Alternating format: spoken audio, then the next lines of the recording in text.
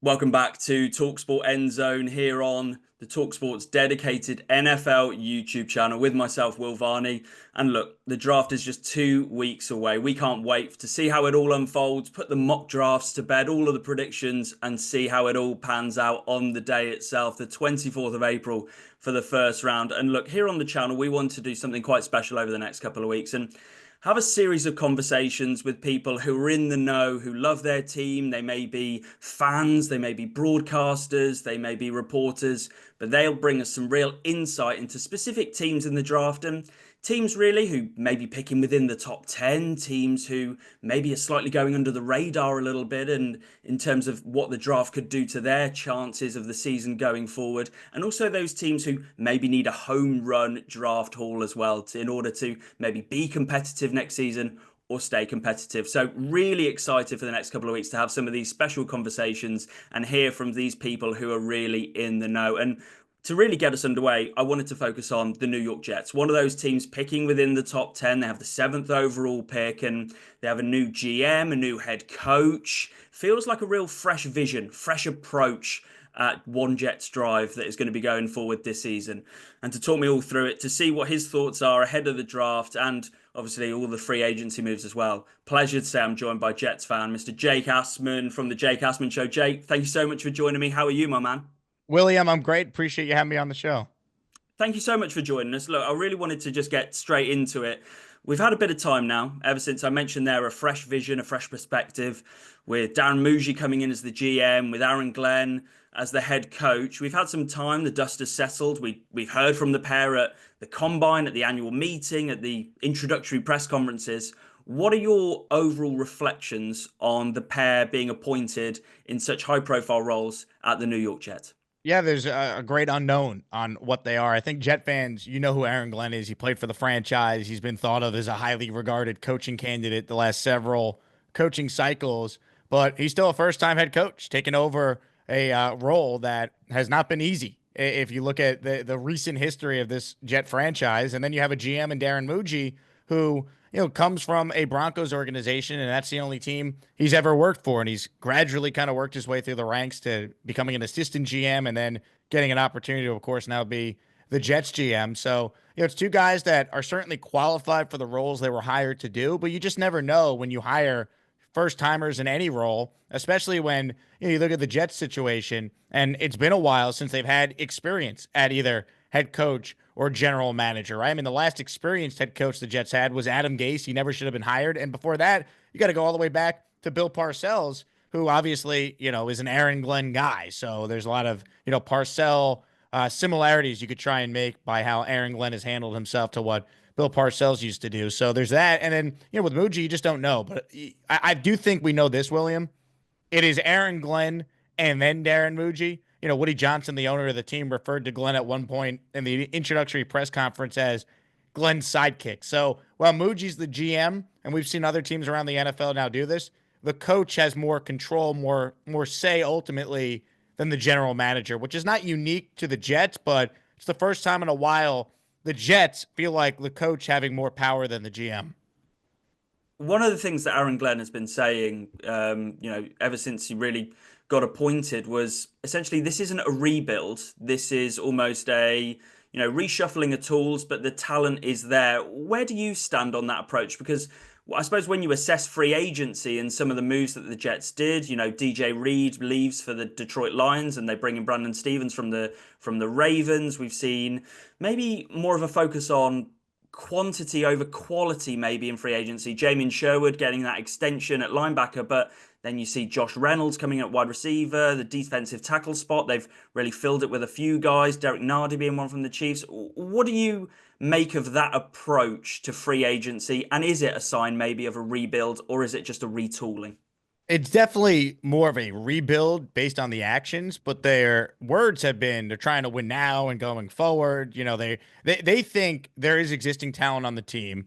They're trying to supplement the roster with some of these 1 year deals. There was a clear emphasis on getting younger. They've only signed one free agent who's 30 or above, and that's one of the players you just mentioned there in Josh Reynolds. So clearly they wanted to get younger. They believe they could take some guys who are on different teams who maybe haven't popped off yet and coach them up to be better. I think, a guy like Stone Smart, who they signed to a 1 year deal from the Chargers at tight end. Like this guy, when he played last year, was very efficient. He's only been a tight end a few years. He's a converted quarterback. So they tried to find guys like that, diamond in the rough type of players, and they're also trying to get comp picks, play the comp pick game. With some of the signings that happened elsewhere to their own players, like a Javon Kinlaw and Hassan Reddick. Right now the Jets are in line to maybe get 3 compensatory picks next year. One of them would be a fourth round pick, which would be a significant comp pick that they'd be able to get. So I think that's part of the strategy, but it's tough to sell the fan base on you're trying to win now and going forward when you're moving on from Rodgers and Devontae Adams and all that. But they believe by signing a guy like Justin Fields and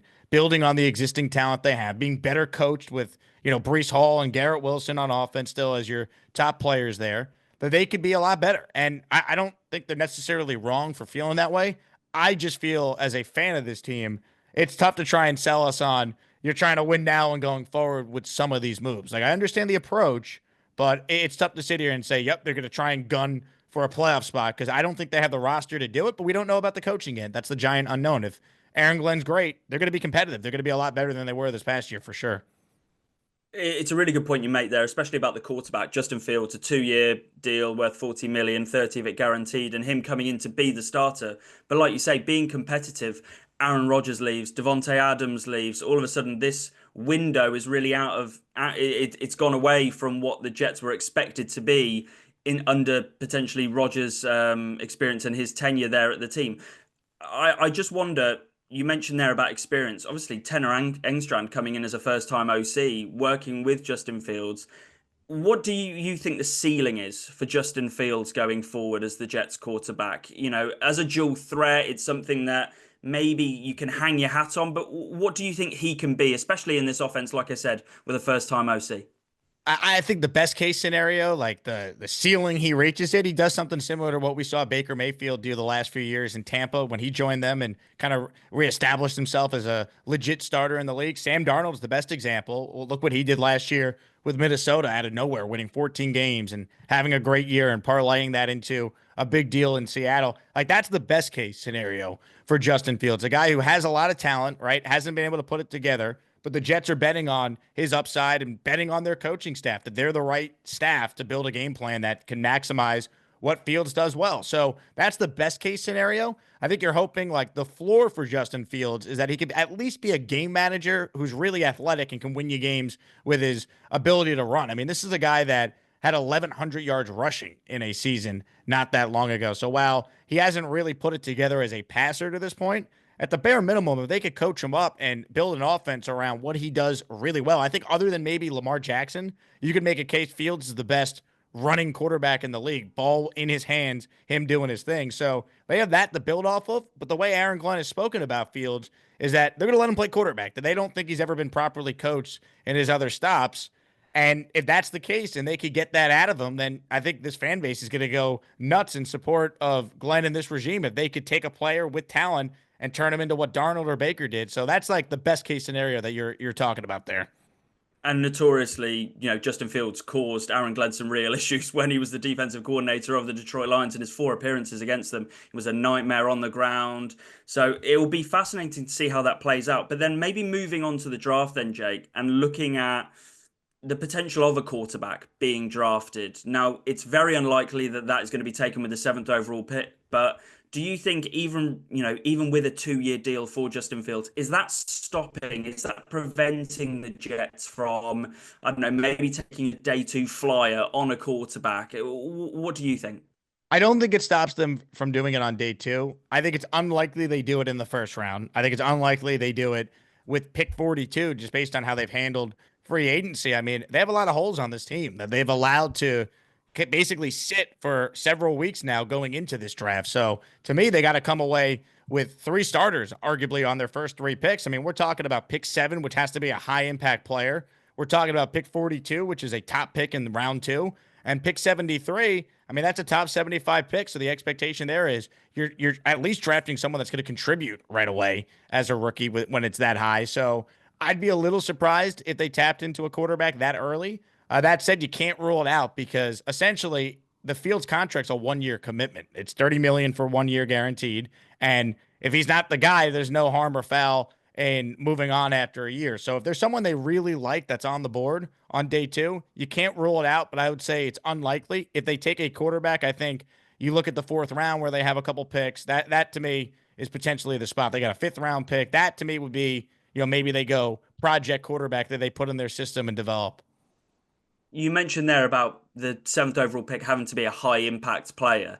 I just wondered right now, we're seeing many people mocking the likes of Armen Membu, Will Campbell potentially at their spot, looking at offensive tackle, looking at maybe what the Lions did in 2021, bringing in Penei Sewell, and what maybe Aaron Glenn, Tanner Engstrand have seen happen in sort of building through the trenches. Or we maybe see a pass catcher, the likes of a Tyler Warren, the Jets deciding not to go with Brock Bowers last year and going with Olu Fashanu.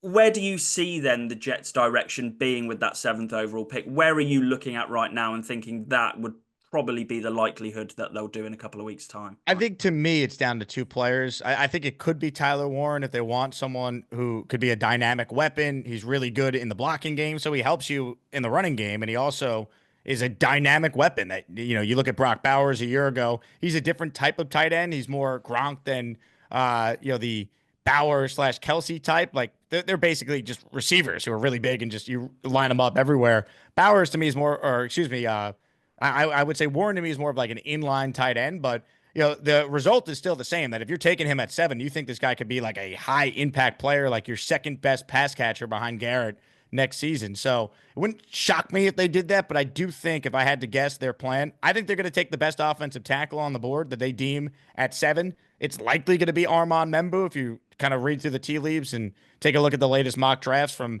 all the people that do it for a living and have some intel. So that to me makes sense. Like you're building through the trenches, but it just puts a lot of pressure then on the Jets to then hit on a wide receiver or tight end in that second round or third round. Because, right now, if you go offensive tackle, great. Your offensive line is in pretty good shape. You should have a top 10 unit immediately. But then to the conversation we were talking about, you got Garrett Wilson and then who's Justin Fields throwing to? I mean, maybe Lazard's sticking around now in a restructure. They signed Josh Reynolds, but you can't rely on Malachi Corley, who you used a high pick on a year ago. You can't rely on Xavier Gibson. So that's why I think if they go tackle, you better come away with a legit receiver or tight end pretty early on in this draft after that.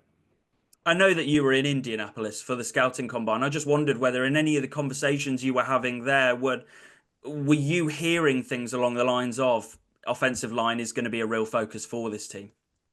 The conversation at that point, it was still very early in like the draft process. Like the coaches at that point really haven't watched all the film on the prospect on the different prospects that are coming out.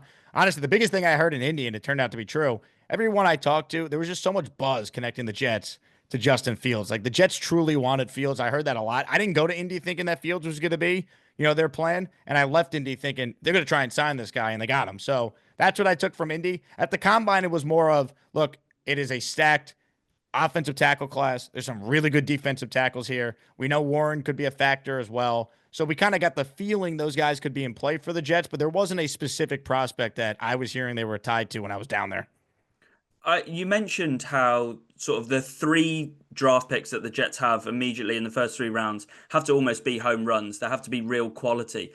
I just wondered what your thoughts were in the last couple of weeks, and it may well be, unwarranted noise and how much we read into it. But there's been a lot of talk about the potential of maybe Jets trading out of pick 7 and maybe trading down, and would say Atlanta trade up could potentially. I know you did something on your own show where you were talking about maybe the likelihood of, Shadur Sanders potentially slipping. Could the New Orleans Saints come up to 7 and maybe take him? And would you think that's a sensible approach for this Jets organization to maybe look at potentially trading down if they need to fill these roster holes and fill it with quality? Maybe trading down is the best option.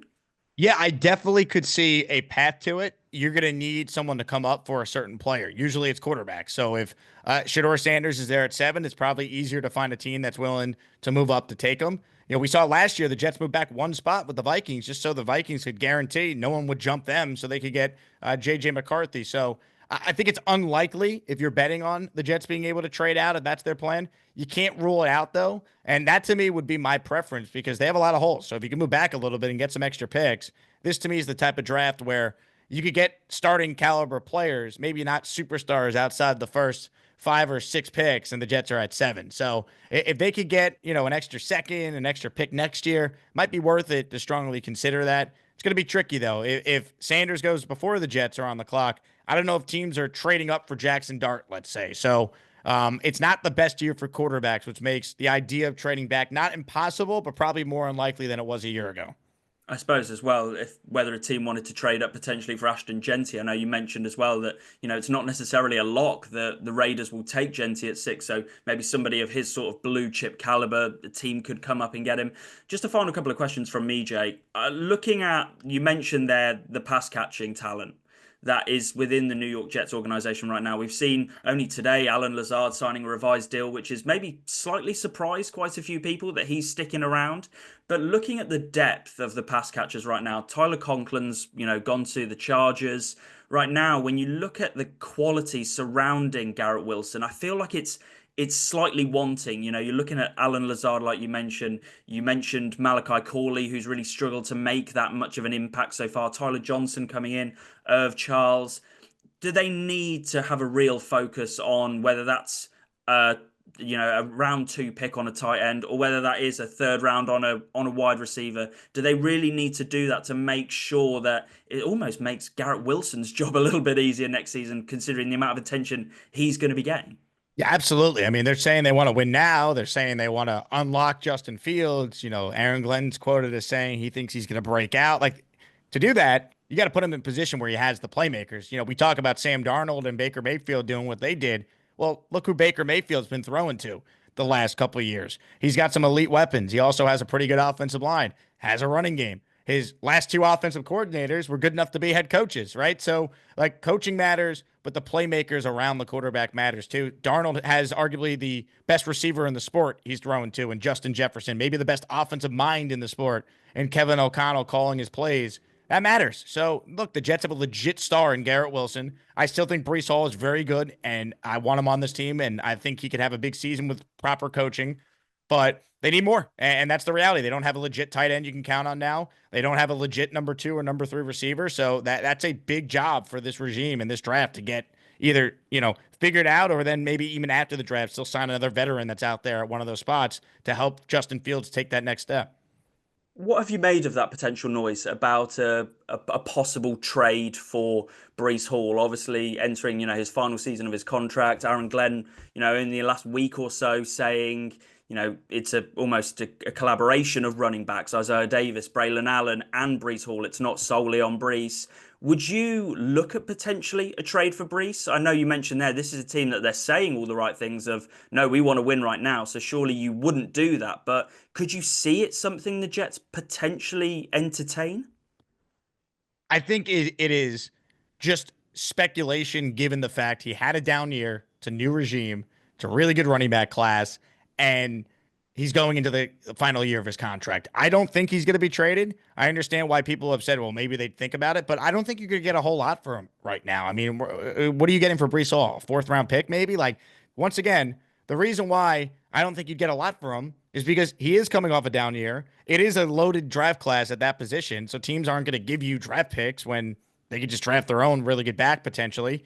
And I think the final factor in all this, he's going to be a free agent. So you're acquiring a guy you'd only have for 1 year. So unless the team would offer the Jets like a second round pick, I think he's on this team, and I think he should be on this team. I think Brees Hall is not that far removed from being a guy we all thought was going to challenge Christian McCaffrey as the best running back in the NFL. I mean, his year off the ACL injury, he was second in the NFL in yards from scrimmage behind only McCaffrey. I did a fantasy football draft this past year. Brees Hall went number 1 in my league. So there was a real thought that, hey, this guy's going to be unreal. He had a down year. At times, he still looked like the player he had been his first 2 years.